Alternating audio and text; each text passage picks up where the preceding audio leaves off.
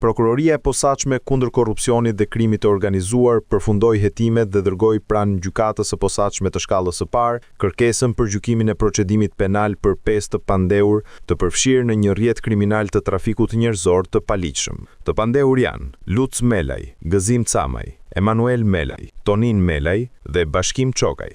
Nga të dhënat e hetimeve paraprake ka rezultuar e provuar ekzistenca e një grupi kriminal, të përbërë kryesisht nga shtetas shqiptar, ku drejtues është i pandehuri Luc Melaj. Ky grup ka organizuar kalimin e paligjshëm përtej kufirit shqiptar të paktën 25 shqiptarëve, të cilët kanë hyrë në mënyrë të paligjshme në territorin e SBA-s. Kjo veprimtari kriminale, zhvilluar nga mesi i vitit 2022 deri në muajin korrik të vitit 2024, është kryer nga më shumë se 3 persona dhe ka qenë e paramenduar, e mirë organizuar dhe me ndarje rolesh konkrete. Hetimet vijojnë për persona të tjerë të përfshirë në këto veprimtari të kundraligjshme.